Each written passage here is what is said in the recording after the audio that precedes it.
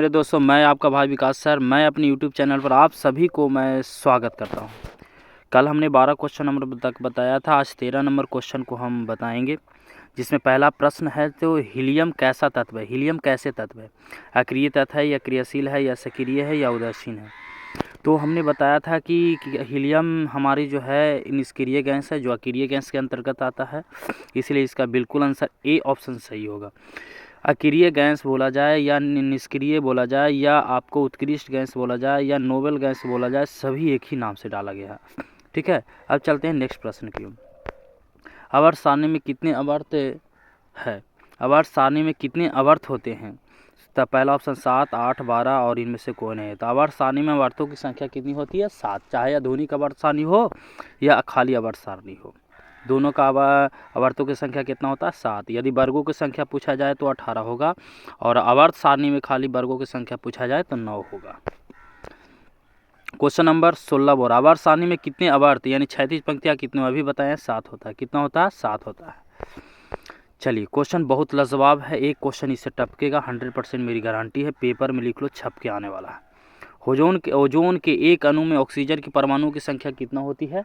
तो 3 होती है। देखेंगे ऑप्शन नंबर कितना में 3 है, मिलाएंगे ऑप्शन नंबर 3 कितना में है, 1, 2, 3 और 4, बताएंगे ऑप्शन नंबर 3 सी में सही है, बिल्कुल आंसर सही है। अब चलेंगे नेक्स्ट प्रश्न की ओर।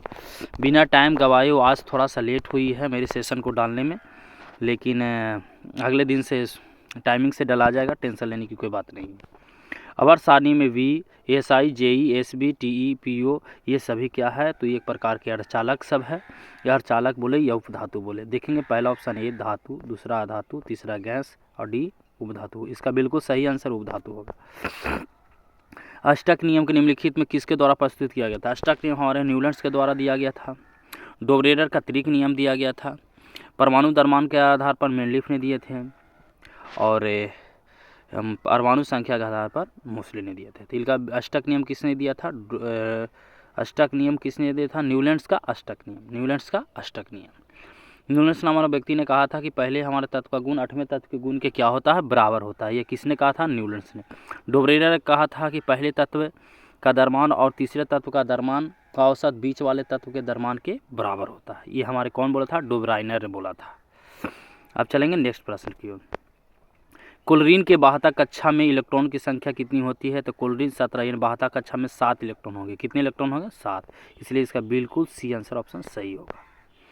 आप लोग बताएंगे, ये क्वेश्चन को हम पहले ही डिस्कशन कर चुके हैं। क्वेश्चन नंबर पहला ही जो सेशन मेरा चला था, उस सेशन में डाला गया था कि आवर्त सारणी के समूह 1 के तत्व कहलाते हैं। क्या कहलाता है? क्षारीय धातु कहलाता है या अम्लीय धातु कहलाता है? यही 2 में से आंसर होगा दोस्तों। तो आप लोग कॉमेंट में जरूर ये आंसर लिखा करेंगे, ठीक है। तो आज की सेशन इतना ही तक, फिर मिलेंगे अगले सेशन में। थैंक यू मेरे दोस्त, धन्यवाद।